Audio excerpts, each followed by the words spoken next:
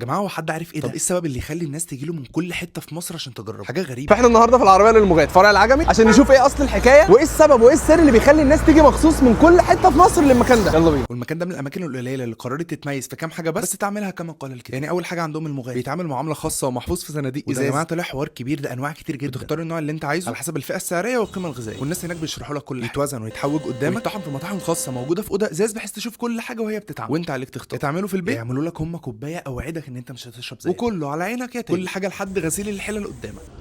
ممكن تطلبه عادي وممكن تطلبه مكسر. معايا صاحبي وانا هو جبنا الاثنين بصراحه.